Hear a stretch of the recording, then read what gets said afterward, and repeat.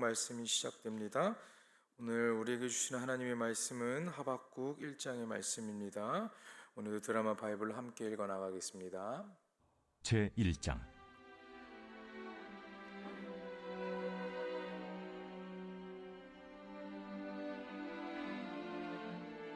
선지자 하박국이 묵시로 받은 경고라. 여호와여, 내가 부르짖어도 주께서 듣지 아니하시니 어느 때까지리이까? 내가 강포로 말미암아 외쳐도 주께서 구원하지 아니하시나이다. 어찌하여 내게 죄악을 보게 하시며 패역을 눈으로 보게 하시나이까?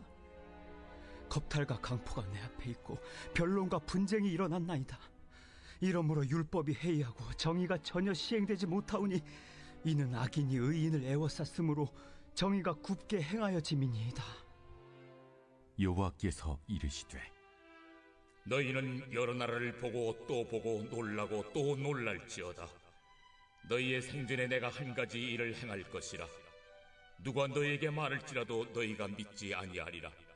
보라, 내가 사납고 성급한 백성 곧 땅이 넓은 곳으로 다니며 자기의 소유가 아닌 거처들을 점령하는 갈대아 사람을 일으켰나니 그들은 두렵고 무서우며 당당함과 위엄이 자기들에게서 나오며 그들의 군마는 표범보다 빠르고 저녁 이리보다 사나우며 그들의 마병은 먼 곳에서부터 빨리 달려오는 마병이라. 마치 먹이를 움키려 하는 독수리의 나름과 같으니라. 그들은 다 강포를 행하러 오는데 앞을 향하여 나아가며 사람을 사로잡아 모으기를 모래같이 많이 할 것이요, 왕들을 멸시하며 방백을 조소하며 모든 견고한 성들을 비웃고 흉벽을 쌓아 그것을 점령할 것이라.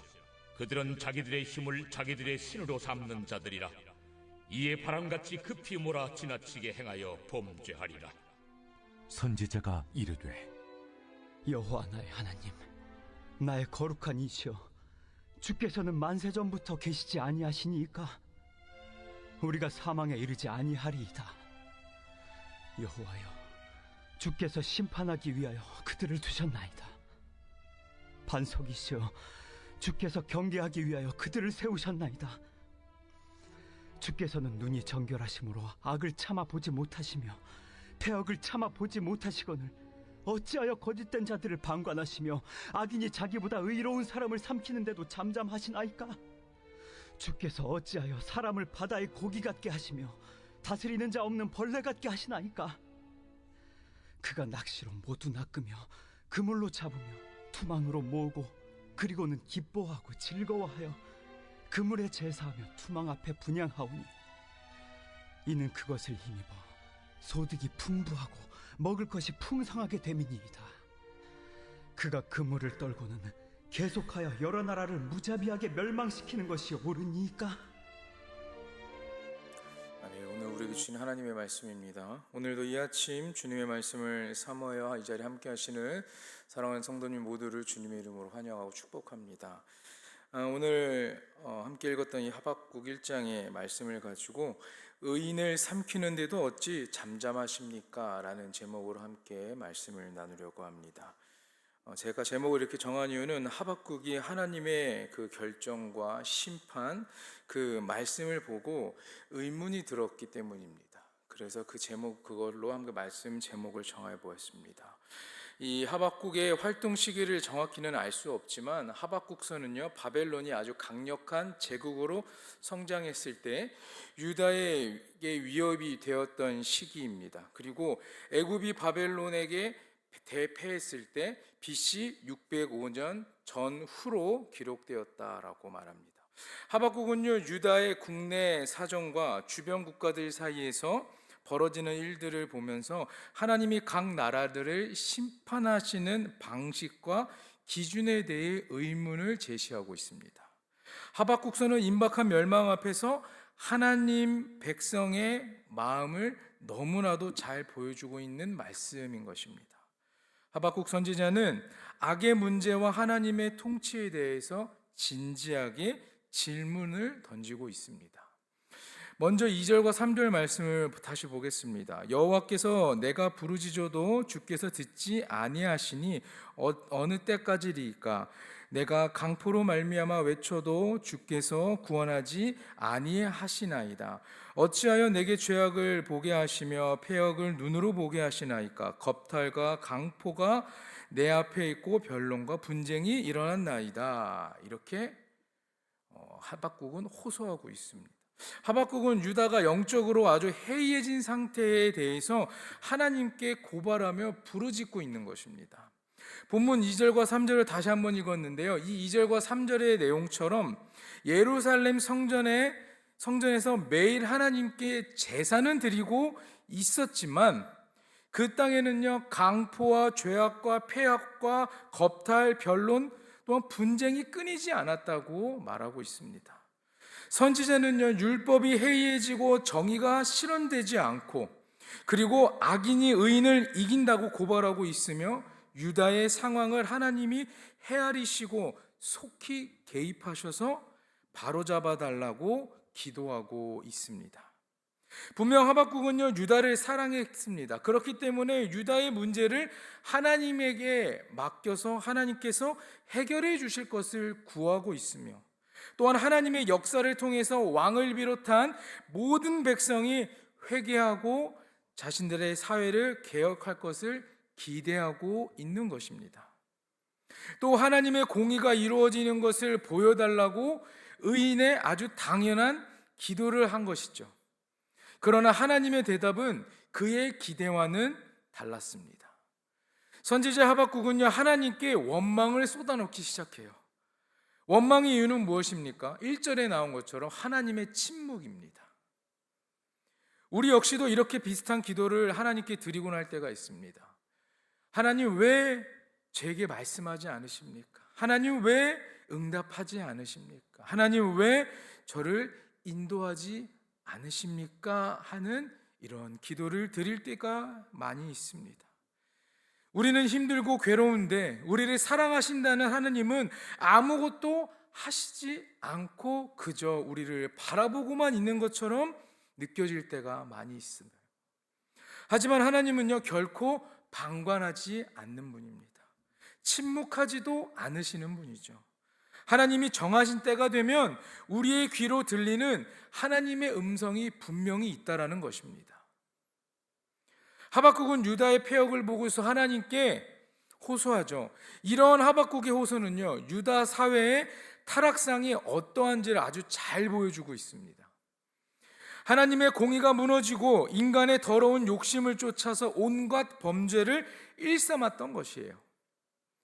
권세자들이 불법을 행합니다. 그래서 사회의 질서와 기강이 무너지고 우상 숭배와 불법으로 가득한 아주 타락한 사회였습니다. 하박국이 원한 것은요, 개혁과 치유였습니다. 하나님께서 하박국의 기도를 듣지 아니하신 것이 아니라 심판의 때를 기다리고 계신 것인데 그는 기다리지 못하고 하나님께 불평을 그리고 원망을 쏟아놓기 시작합니다. 하나님의 섭리를 이해하지 못한 인간이 기도에 응답이 없다고 불평하기도 하지만 하나님께서는 언제나 이 세상의 모든 일을 감찰하시고 우리의 기도를 듣고 계신다라는 겁니다. 하나님은 심판의 도구로 본문에서 갈대아 사람을 사용하십니다. 곧 바벨론을 들어서 유다를 멸망하게 하실 계획을 말씀해 주고 계세요. 오히려 하나님은 그것을 막으시기는커녕 포악한 나라들을 세우시고 일으키신다고 5절과 6절에 기록합니다. 하나님이 묘사하신 갈대아 사람은요, 아주 호전적인 자들로 강한 군대를 거느리고 그리고 성읍을 정복하는 자들이었습니다. 8절 말씀에는요, 이 갈대아인들의 힘의 강함을요, 표범과 독수리에 비유합니다. 그리고 그들을 사나운 이리보다 사납다라고 표현하고 있습니다. 하나님이 이스라엘의 대적을 세우시고 강하게 하셨습니다.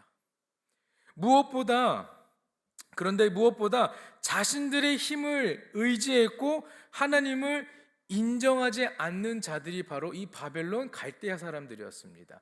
쉽게 말해서 이방인들이죠. 악인들입니다. 11절에 보면 자기들의 힘을 자기들의 신으로 삼는 자들이라고 말해요. 여러분, 악인들은요, 하나님을 모르는 사람들에게는 특징이 있는데, 그것은요, 자기 힘을 자기의 신으로 삼고 살아간다는 것입니다. 하나님을 인정하지 않고 하나님을 바라보지 못하고 살아간다는 것이죠. 물론 그들의 힘이 강할 수 있습니다. 그래서 세상을 호령하고 그들이 살아가는 그 나라, 그 제국은요, 해가 지지 않고 아주 강성해지게 더욱더 커져갈 수는 있었을 것입니다. 하지만 그들의 힘, 악인들, 하나님을 모르는 사람들은요, 그들이 의지한 신의 힘은 결코 영원하지 않았다라는 것입니다.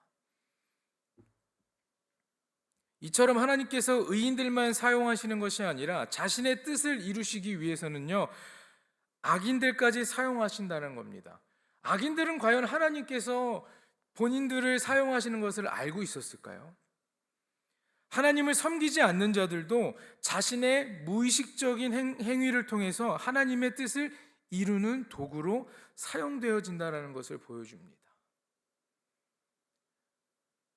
그러나 이 악인들은요, 하나님께서 자신들을 사용하시기 위해 높은 자리까지 올려놓았다라는 그것을 전혀 깨닫지 못하고 교만히 행함으로써 하나님께서 이스라엘 백성들에게 심판을 내리실 때 심판의 도구로 사용되었지만, 결국에는 그들의 그 교만, 그들이 하나님을 섬기지 않고 하나님을 믿지 않았기 때문에 결국 그들도 심판을 피해갈 수 없게 되었다라는 것이죠. 근데 여러분, 하박국이 여기서 착각하고 있는 것이 있습니다. 유다는 의롭지 않았습니다. 하나님이 의로운 자들에게 심판을 내리실까요? 그렇지 않습니다. 그들은요, 심판받아야 할 죄인들이었습니다. 당시 유다는 이런 극악한 무리들을 통해서 아주 철저히 파괴되는 수준의 심판을 당하지 않고서는 안 될 수준까지 그들의 사회는, 그들의 그 삶은 아주 부패해 있었던 것이죠. 이처럼 현재의 나의 문제, 가족의 문제, 우리 교회의 문제가 별것 아니라고 생각하며 이것이 하나님 보시기에는 얼마나 큰 죄인지 깨닫지 못하고 살아갈 때가 우리에겐 너무나 많이 있습니다. 그저 내가 보기에는 별 문제 아닌 것 같고 작은 문제인 것 같지만 하나님도 그렇게 여기셨으면 좋겠지만 그렇지 않는다라는 것입니다. 하박국서에서 가장 두드러진 문제의식은 12절에서 17절에 나타납니다. 하박국은요, 하나님이 세상을 심판하시고 다스리시고 경계하시기 위해서 그들, 즉 왕들과 나라들을 두셨음을 인정합니다. 12절의 말씀을 읽어드릴게요.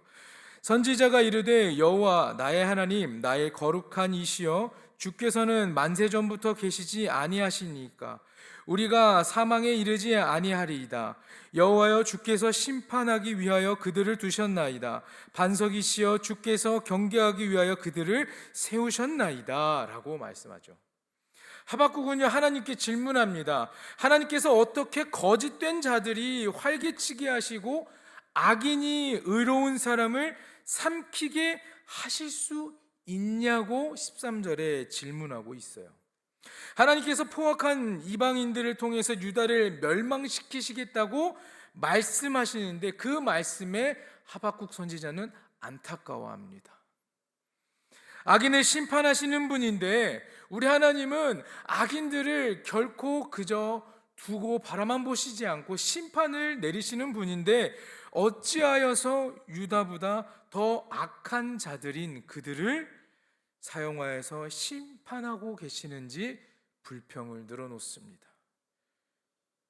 이어서 그 악인들이 얼마나 극심한 악을 저지르고 있는지를 묘사합니다.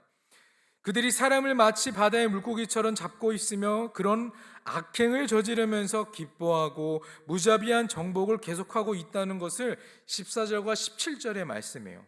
자, 그런데 유다가 바벨론에 비하면 훨씬 의롭지 않느냐라는 것입니다. 사실 교회가 사회의 지탄을 받는 일은 많이 있습니다. 그러나 객관적으로 좀 생각해 보면 그래도 교회가 사회보다는 훨씬 도덕적이지 않나라고 생각하고 싶습니다. 그러니 하나님은 우리보다 더 악한 자들을 사용해서 우리 교회를 치곤하십니다. 그럴 때마다 우리는요, 억울함을 느끼기도 하겠지만 우리가 바로 서기를 원하시는 그 하나님의 섭리를 인정하고 바른 길로 돌이켜야 합니다. 하박국은요, 악인이 더 의로운 사람을 삼키는 것이 부당하다고 주장해요. 하지만 하나님은 당신의 백성에게 아주 훨씬 더 엄격한 기준으로 우리에게 다가오십니다. 그 기준은요, 세상의 제국과 비교해서 상대적으로는 나은 모습처럼 보일 수 있지만 그렇지 않습니다. 하나님이 당신의 백성에게 요구하신 그 온전한 마음과 삶과 의가 있느냐가 하나님의 기준이 되는 것입니다. 그들은 하나님의 기준에 너무나도 미달한 모습을 보였습니다. 그들은 의롭지 않았습니다. 그래서 그들은 멸망에 합당한 모습을 보였기에 하나님께서 악인을 들어서 그들에게 심판을, 그들을 멸하신 것이죠. 또 하박국은요, 하나님의 통치에 대해 의문을 제기했었습니다. 이러한 불의가 과연 옳은 것인가? 하나님께 따져 묻고 있습니다. 세상은 힘과 불의가 지배하는 것처럼 보입니다. 하나님이 세상을 이대로 두시면 안 된다고 그는 생각합니다. 그러나 하나님이 즉각적으로 개입하셔서 악을 심판하신다면 그 대상에 자기 자신도, 우리도 포함되어 있다는 것을 우리는 잊고 살아갑니다. 우리가 먼저 회개하지 않고 우리가 먼저 우리의 잘못을 고백하지 않으면서 이 세상의 문제점과 잘못된 것만 고쳐달라고 하나님께 불평하고 불만을 내놓고 기도한다면 우리도 그 안에 있기 때문에 결국에는 우리도 하나님께 벌을 받을 수 있는 삶이 되는 것입니다. 우리가 십자가의 은혜로 대속으로 얻은 것이지 우리의 공로나 선함으로 얻은 것이 아니라는 것을 우리는 기억해야 할 것입니다. 마지막으로 우리가 너무나도 착각하고 살아가는 것이 있습니다. 그것이 바로 우리가 의인이라는 착각 속에 살아갑니다. 정확히 우리는요, 은혜를 받은 죄인입니다. 우리는 스스로 의롭다 생각할 때도 많습니다. 그러나 우리는 의인이 아니고 하나님께 우리가 나는 이렇으니 나는 이런 사람이기 때문에 나는 하나님의 말씀을 스스로 잘 믿고 순종한다라고 내가 스스로 정하고 살아가고 있기 때문에 하나님께 하나님 왜 나에게 이렇게 왜 이런 것을 나에게 보여주시고 왜 나의 삶을 이렇게 이끌어 가십니까? 라고 의문을 제기하고 하나님께 불평을 늘어놓을 때가 있지만 여러분, 우리는 하나님께 질문하는 것이 아니라 오늘을 어떻게 하나님의 뜻 가운데서 살아갈지 묵상하며 어떻게 그 말씀대로 순종하며 살아갈지를 고민하고 살아가야 되는 존재들입니다.